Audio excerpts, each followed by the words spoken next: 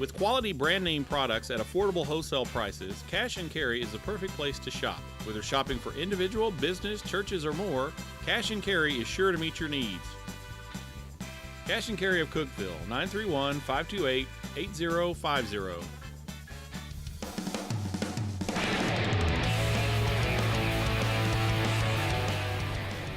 Greetings again on the Dwayne Alexander Show, presented by IWC Cash and Carry. I'm sure you know this by now. We'll do a quick run through anyway. He's Coach A. I'm your host, Dylan Vazano.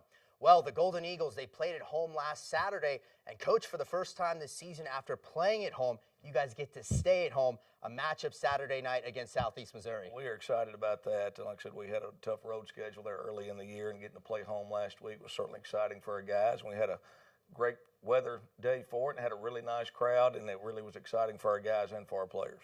And you talk about that game against Eastern Illinois. 526 yards of total offense. It's the most in 4 years. Ultimately a loss in that game. What'd you see out there? Well, I mean, obviously the positives were we scored 38 points. We had over 500 yards of offense. Our receiving core is continuing to come on. We did some really nice things in the game offensively. Kicking game, still doing some good things in the kicking game. And, you know, defensively there were spurts of things, just some inconsistency, and certainly some of the same thing has been bothering us in the previous 4 games is that third quarter, fourth quarter area where we need to make something happen. We're making the key mistakes, you know, instead of having it happen to the other team. Shall we take a look at the highlights, Coach? Yes, let's go ahead. Okay, you heard Coach. Let's do it. It is now time for the game highlights, and that is brought to you by Wendy's of Cookeville. So back at Tucker Stadium for the first time in 23 days, it's Tennessee Tech, it's Eastern Illinois, and a good start by the Golden Eagles offensively.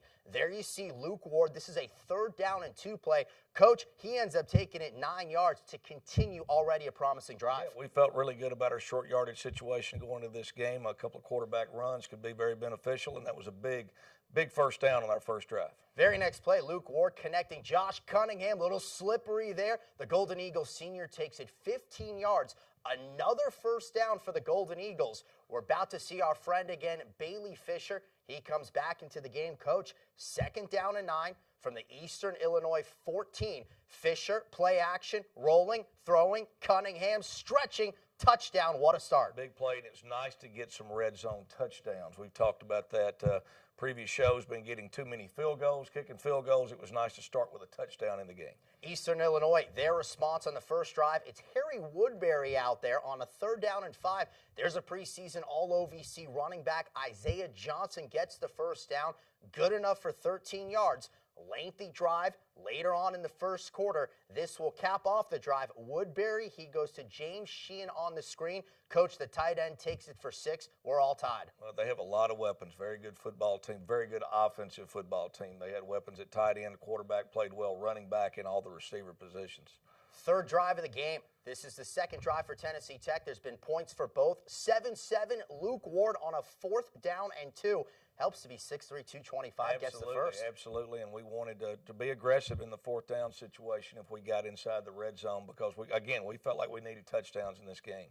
How about Bailey Fisher here? David or Day-Day, he gets Gist for 14 yards. That's right, big catch for him, and he's playing very well for us since we had the injury to Devin Sullivan. Day-Day's come in and had to get a lot more duty, and he's done a nice job. And you talk about chip shot. I mean, 23 yards out. Goalpost might have been right next to Nick Madoni. All the 50-yarders all these 50-yarders he's been kicking, that was something that is like an extra point to him. But we'd love to have gotten a touchdown out of that drive, but we did end up. The good thing is we've kept these guys off the field. They're a very good offensive team, and we kept them off the field the entire first quarter. They only had 1 possession, but they come back here. Again, a lot of good skill players, and number 7 was outstanding. Yeah, that's Aaron Gooch for 37 yards. So Eastern Illinois takes the lead. How about this possession in that second quarter? It's 14-10 EIU. That's a 1st and goal play. Going for Alexander Hollins. Great play there by Dami Adacunjo. Here's 2nd and goal. Coach, we knew coming in they'd want to find Hollins. Unable to there. Absolutely. When they get the ball in the red zone, that's where they're going with the footballs to him, and they run 3 straight plays to him right here in this situation, and we defended the first 2 outstanding, and the 3rd one here, we really don't defend it bad. It's just a really great throw and catch, and he's an outstanding all-conference player, no doubt. I think he's the best receiver in the league, and to me, he's one of the top offensive players in the league. This will be the final play of the first half. It's 21-10 Eastern Illinois. Spoiler spoiler alert, this will fall incomplete. So it wraps up half number one. And, of course, we discussed Hollins and coming in, some of the FCS he led in catches, touchdowns. He's a handful coming in, but at this point, right in the football game. Absolutely. You know, the thing we've done nice in the first quarter is we had kept the football away from them. We had the ball 10 minutes in the first quarter, 10 of the 15 minutes, and sustained some good running game. You know, in the second quarter, they made a couple plays, and we had a couple 3-and-outs. But really a good start for us in the first quarter and a half of this football game. And really in the first half, we feel very much in the game. So as you'll see, the Golden Eagle offense kicks it into high gear here in the second half. Let's show you what went down. It's time for the third quarter. So, as we told you, it is a 21-10 game at this point. Eastern Illinois will start with the football first. They have it here, 3rd down and goal. Harry Woodbury, junior quarterback, throwing. The pass caught, ruled out of bounds, though, Aaron Gooch. Coach, they look at it, they still said out of bounds, so EIU has to settle for a field goal. Yeah, and it was, a victory for us, to hold these guys to a field goal. We didn't give up any big plays defensively in this game. Their longest pass reception was 39 yards, and their longest run was around 40 yards in the game, but we didn't give up the back-breaking big play. But, boy, they, were able to chip away and just drive the football consistently without any penalties or turnovers. And you look right there, that last play was the punt. You end up getting a roughing the kicker. Eastern Illinois, the drive stays alive. James Sheen for a touch. That was a big play. That was the key play in the game. One of the big ones was the roughing the kicker. We'd had a big stop, had them backed up. He had a bad punt. We were going to have the ball at the 50-yard line and ended up roughing the punter, and they ended up getting points out of that. So it's 31-10. That's a 4th down play. Josh Cunningham for 28 yards. Coach, we know Josh Cunningham can catch the football. How about trickery here? Throwing the football. Next play, touchdown, Andrew Goldsmith. Yeah, great play there. Something we worked on all week in practice, and those are kind of ones you have on your sheet for a special situation, and that was certainly it. And a very nice throw by Josh and catch by Andrew. And take us through here. There was a penalty, 15 yards on sportsmanlike conduct. So at the 50, how about that Haydar Zaydan? He kicks it off of the EIU player, and so the Panthers have the ball at the 5. Well, anytime you get one of those roughings, you get to kick off at the 50. And so, it was either onside kick or try to squib one, and because you kick it high to them, they can fair catch the ball. And a nice kick by him, and we had them backed up. But this is the play here that really bailed them out on this drive as a key 3rd down. Again, they were 11 out of 15 on 3rd downs, and they converted a lot like that. We covered well, but just great throw and catch. It's a 2-touchdown game at this point, 31-17. Remember, Panthers started at the 5. They end up going 95 yards, 13 there. There's Alexander Hollins yet again. Oh, he's a really good player again, just a one-on-one. I mean, we really couldn't have defended it a whole lot better as far as being in position. We're not out of position. Just great throw, great catch, and a very good football play by a very good football player. How about Bailey Fisher, right? I mean, you call him Fran Tarkenton at times. What a play to Jeremiah Edwards. Just tremendous play. That's what Bailey's all about. You can look and see. I mean, he's able to make some of those plays and keep it alive, and what a tremendous play by him, and he had a great football game. Bailey Fisher here threading the needle. 36 yards to Seth Huner. Coach, down 3 touchdowns. This is an impressive drive, though. Oh, very proud of our guys. Every time it looked like we'd be out of the game, we would fight and get right back in. And very proud of Seth Huner. There's not a more gritty, competitive guy on our football team than Seth Huner, and that was back-to-back plays by him. And then he goes down on all of our special teams as one of our best cover guys and special teamers we have as well. First career touchdown reception for Huner after a Golden Eagles stand defensively. Tech starting to build more momentum. Down 2 touchdowns. That goes to Jeremiah Edwards. Fisher, a heck of a game, but Coach, one of the few mistakes he had all night. He's rolling. He will be hit by Lee. The ball comes out. It's a fumble. Yeah, and this is, disappointing turnover. We've had a few of these, and Bailey's had a few of these this year where when he starts scrambling and running, there's a point where either you got to throw the ball away or you got to really tuck that ball away and hold on to it. Inside 6.5 minutes, it's 38-24, but Isaiah Johnson breaks free. He takes it 46 yards for a touchdown. So, Coach, it's now 45-24 after the big run. Yeah, they got 14 points off of turnovers. They did not have a turnover in the game, and we had 2. And both of the turnovers that we had, they converted those into touchdowns. And really, that's the difference in the game, along with a couple other big plays that they made. But a big fight here by the Golden Eagles. At this point, there was an interception, as Coach said, followed by a touchdown. So it's 52-24, but Tennessee Tech keeps on fighting late in the 4th. That last one, 19 yards. Tavin Kilpatrick. There goes freshman to freshman. It's Edwards, and Coach, a touchdown for the Golden Eagles. Jeremiah had a big game, for a freshman. It's good to see him come on. He made some nice plays against Jacksonville State. He come out this week and had a couple nice big catches. I think he caught 8 on the day and caught 2 touchdowns. How about the onside kick recovery? Cam Singletary. Outstanding by Cam, and very good kick by Nick Bedonia. Again, I think he's the best kicker in our league. Trying to trim it to 2 touchdowns here. It seems like Darius Stafford is at least good for one of those per game. He ends up going 48 yards on that reception. So here comes Tennessee Tech, Coach. First and goal, very next play. We just saw Edwards. Let's see him again. Coach, it's a 2-touchdown game. Yes, and our guys just kept fighting back, never gave in, never gave up. And we've not done that in any game this year. The bottom line in this game was we had 2 turnovers in the second half. We had a couple key penalties in the second half that kept drives alive for them where we'd gotten them off the field. And, and our lack of getting them off the field in third down. They made a lot of big third down conversions in this game when they had to have them, and we weren't able quite to keep up with them. And we got in a scoring match with them. And really, we needed more of what happened in the first quarter and a half of this game. Time of possession, more drives, like we had the first 2 drives of the game.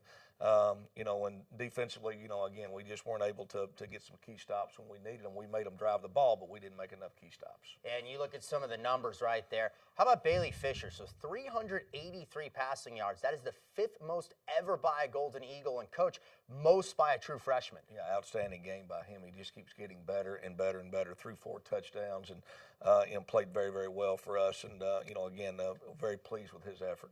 One other thing we got to give a shout-out to, he's not listed there on the stats, but, Coach, how about Josh Poplar? 20 tackles in the football game. He is one of only 5 Golden Eagles ever to get 20 tackles in a game. Yeah, it's an outstanding effort by him, and Josh is having to play more snaps than we would like him to play due to some injuries that we have at linebacker. I think he played over 85 snaps in this game, but made 20 tackles, and, just very impressed with his effort and what he brings to our team. Well, it was a big, high-scoring game, Tennessee Tech and Eastern Illinois. As you're about to find out, there were a lot of those that went on in the Ohio Valley Conference. Let's check it out. It is now time for the OVC scoreboard, and that is brought to you by the Golden Eagle Golf Club. Including Tech's game, 4 total around the league. Austin Peay and Jacksonville State, that's a battle of preseason number 1, preseason number 2. It was a 2-point game going into the 4th quarter. Ultimately, JSU takes it 48-32. Tennessee State hung right with Vanderbilt, an SEC team. They end up losing 31-27. And, Coach, maybe a surprise to some after UT Martin, what they did to Austin Peay the previous week. Murray State gets them, though, 45-38. Yeah, I'll tell you what, this league here, every week when you look at this scoreboard, you'll just kind of scratch your head. There's always going to be one of those scores that pops up there going, wow, I didn't see that coming. And I think the Murray State-UT Martin game is that. The week before, the UT Martin-Austin Peay game, was that. And really, the Jacksonville State-Austin Peay game, kind of went the way I thought that one might go. TSU really had a chance to beat Vanderbilt. Vanderbilt had to really come on late in that game to win that game, so very impressive start by TSU. They had been off 2 weeks. They'd had a game canceled 2 games canceled because of weather. So they were kind of rusty, but you can see the OVC, schedule here and look at the conference slate. Everybody's played 2 games now, and so Jacksonville State, of course, is in the driver's seat, which a lot of people predicted preseason with a 2-0 start, but I think they have a big game this week with, I believe they have EKU. Yeah, and you look at Jacksonville State, and maybe they've separated themselves just a little bit, but the rest of the league, you discuss with Murray and Martin and things of that nature. Seems like there's a lot of parity for OVC football. Oh, there is, and I can tell you, Eastern Illinois, again, they were 0-4 coming in the game, but I can assure you in this conference they'll make some noise. They're too good of offensive football team, and too solid of a kicking game and too many weapons offensively to not be a presence in this league, and they always usually end up there, as one of those teams that has an opportunity to do that. And as Coach mentioned, Jacksonville State is at Eastern Kentucky. Southeast Missouri, of course, at Tennessee Tech. Murray State is at EIU. And the final game, Tennessee State, is at Austin Peay. We're just getting underway, though, on the Dewayne Alexander Show. We have our player profile. We have our mic'd up segment. And a little bit later on, Coach A will break down the matchup, Tennessee Tech and Southeast Missouri. All of that to come right here on the Dewayne Alexander Show. More Tennesseans are turning to the state's best public university, Tennessee Tech. Tech produces bold, fearless, confident graduates who get an outstanding return on investment, who graduate with the least debt in the South, almost half with no debt, earning higher mid-career salaries than graduates from other public universities. Tennessee Tech, just like our state, is soaring to great heights. As president, I encourage you to learn more about Tennessee Tech. We transform lives every day. Tech is Tennessee. We are more than just athletes. We inspire scholars. We inspire leaders. We inspire champions. We inspire family. This is the Ohio Valley Conference. We are back here on the Dewayne Alexander Show, presented by IWC Cash and Carry. Coach, time for the player profile segment. We look at a linebacker today. We discuss what Josh Poplar did. There's been some injuries, some key linebackers out. We're about to see Jake Warwick, but man, he's come up big over the last couple of weeks. Oh, Jake, we moved him back from where he was on the offensive side of the ball the last couple of years. We'd recruited him as a linebacker when I was here previously on staff and felt like we needed to move, make a couple of additions to our linebacker core when we got here in the spring, and he's done an outstanding job for us at linebacker. And, of course, his granddad, Lonnie Warwick, is one of the all-time great Tennessee Tech players and a great NFL player, and it's exciting to have him here. We have his younger brother, Jack, on the team as well. That's a linebacker for us that's redshirted this year, but Jake has done a tremendous job for us at linebacker this season. It's time to take a look at Jake's story, the player profile. That's brought to you by the OVC Digital Network. Jake Warwick, and I'm a senior linebacker. I'm an exercise science major with a concentration in teacher licensure, and after I graduate, I'd like to go to grad school and maybe even get a job if the opportunity presents itself.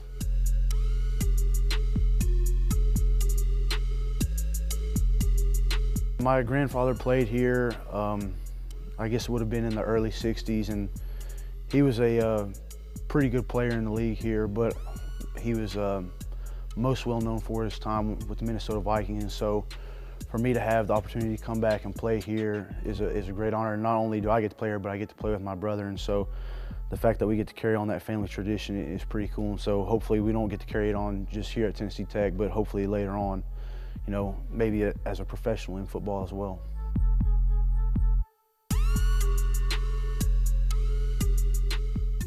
My advice to any younger guys coming in would just be, don't be afraid to listen to what the older guys have to say. They've been here and done that, and so, they have a lot of good things to say. And so, like I said, they've been there, done that, so they know what they're doing.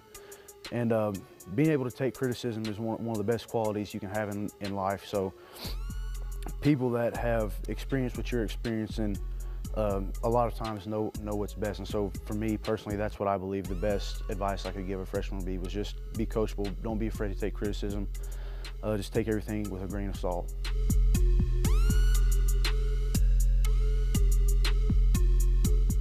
As a player, I'd like to be an all-conference linebacker, have a 100-tackle season, win a conference championship, and even go on to play pro football if the opportunity presents itself. And Coach, you discussed it, Jake discussed it. How about his grandfather, Lonnie Warwick, part of the Purple People Eaters, comes from a great family, of course. Absolutely, great family, very supportive, love Tennessee Tech, and have always been here for spring practices, come for fall camp practices, very involved with the program. His mom and dad, they were all the way out in Utah State to watch Jake play, and you could see there on that tape, Jake's made a whole lot of plays for us this year, and he plays with he plays like you expect a linebacker to play. He's hard-nosed and tough, and he's an outstanding young man, and he will certainly go on and represent Tennessee Tech well. Not only has he represented us well here, but he will represent Tennessee Tech very well in many, many years to come. Well, it's now time for our Mic'd Up segment. Coach, last week we had Adam Mims, receivers coach, including the Josh Cunningham touchdown pass. There were 5 touchdowns accounted for by receivers.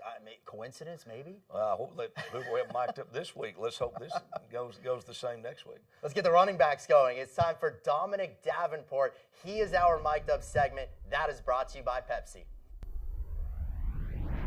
Mike today. Hey, everybody, Coach Davenport know what it is. Ooh. They give me a mic, all I need is a beat, and it's over.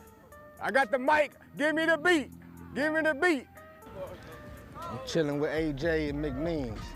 My man McMeans, he still ain't guarded the scene. Yeah, okay.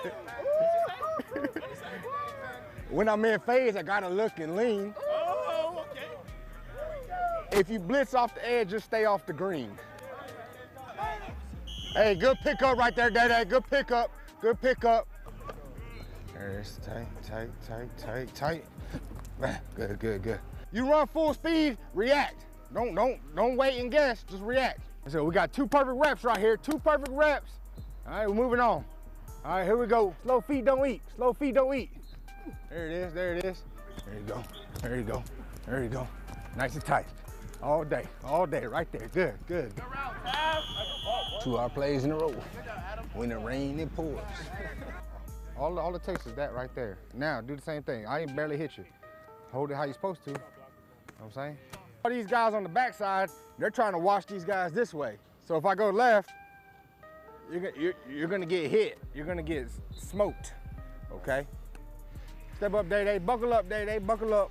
Everybody on the left side, what are they doing? They're trying to watch people this way because we're running the right return. Right. If you run left, you're running to the right. To everybody else. Yeah. You're on the mic, huh? I'm on the mic. I see. Hey, Dami, your breath stink, boy. Don't do that to me. Hey, DJ. Go. Woo. Tell me who you are, man. It's Melvin Holland Jr., you know what I'm saying? I'm with Coach Davenport right here. Okay. This is the best coach out here, Ooh. Other than Coach Mills, Oh, you know what I'm okay. saying? Oh, I'm coming for you, Coach, man. Cookville's finest right here. Yeah, me right here. David Giss, everybody know me. Exactly, so you mess up, everybody can know. Oh, okay. When you make a bad play, it's like you got a brick in your hand. Yeah. Can't run the ball if you got like actual holding bricks. You're right. All right. So that means what do you got to do with the bricks that don't want to play? What you got to do? You got to let it go. On to the next. Coach, a couple of things with Coach Davenport. Number 1, seems like he likes to be mic'd up. Number 2, he seems like a heck of a coach. Well, he is. Very good football coach, played collegiately at Coastal Carolina. And like all of our coaches, besides being a really good X and O football coach, you can tell he has good rapport with his players, good relationships with his players. He's a guy that takes an interest in all the guys, not only on the field but off the field. And that's an important quality, something I was really looking for in all of our coaches. I wanted coaches that could connect with their players and care about them, not only as making them better football players, but also making them better young men. And he certainly does that. He and his wife, Rachel Ann, are expecting twins. So we're excited to have them as part of the Tennessee Tech family, and he's been a great addition. And he also serves as our recruiting coordinator as well, and he does an outstanding job organizing all that. Well, great stuff from Coach Davenport. We are nearing a break, but when we return, we'll preview the Battle of the Birds, Red Hawks of Southeast Missouri and the Golden Eagles of Tennessee Tech, right here on the Dewayne Alexander Show.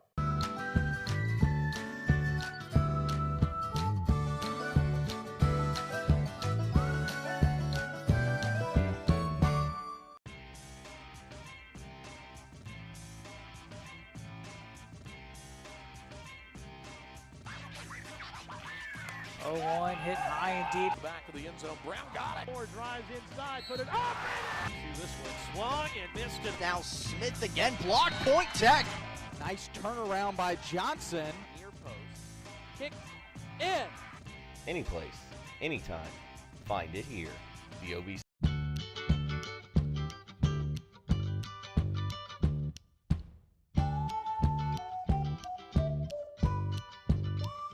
Hello again on the Dewayne Alexander Show, presented by IWC Cash and Carry.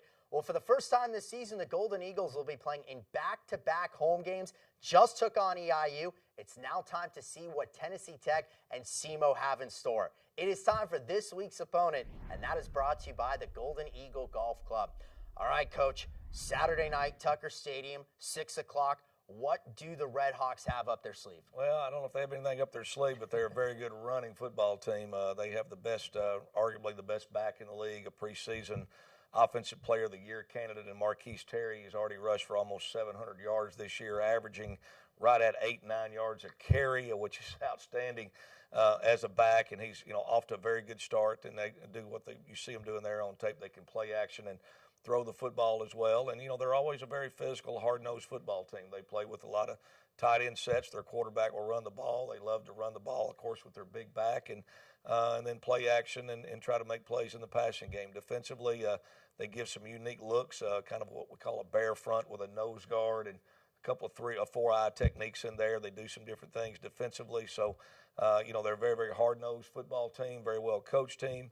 Play a good physical brand of football, and I'm certainly, they'll want to come on the road and try to get a win here at Tucker Stadium. If you look at SEMO this year, they are 2-2. They are coming off a bye and open day last game. Previous 2 contests, though, at Southern Illinois. Really impressive 48-44 victory. You mentioned Terry. He had an OVC record, 311 rushing yards in that game. The next week, though, the conference opener, Eastern Kentucky, they did turn the ball over 5 times, lost that game to the Colonels. Yeah, that's something they've been doing, is turning the football over. It seems when everybody plays us, they seem to take care of it. But certainly, they bring a very good rushing attack in here. And, going to Eastern Kentucky is never an easy place to play. And I know they've got this game because it's a conference game. It's a big game for them. They're coming off the bye. They should be healthy and, energized. And, I know our guys are excited to get back on the practice field and see if we can get a win. And you mentioned their quarterback. Heck of a name, Daniel Santa Catarina. That's a handful to say. He could be a handful, though. He's a Northern Illinois transfer. How about the prospects of the new quarterback? Well, he's doing a nice job. I mean, like I said, he throws the ball well, and he has the ability to run the ball. He's your 3rd leading rusher on their team, so he's not afraid to run the football either.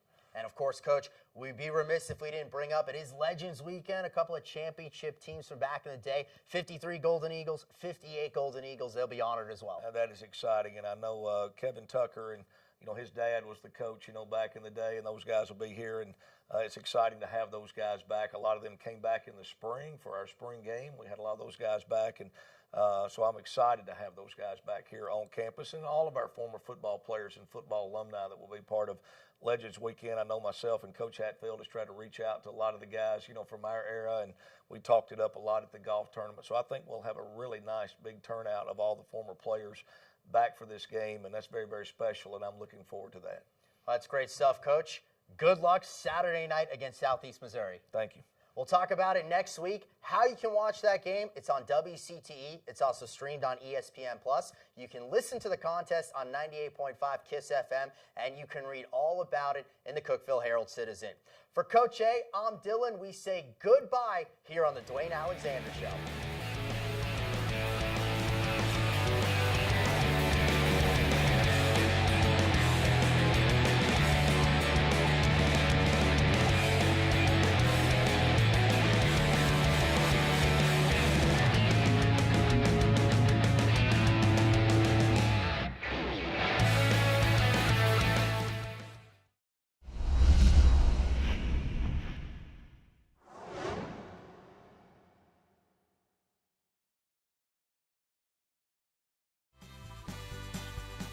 With quality brand name products at affordable wholesale prices, Cash and Carry is the perfect place to shop. Whether shopping for individual, business, churches, or more, Cash and Carry is sure to meet your needs.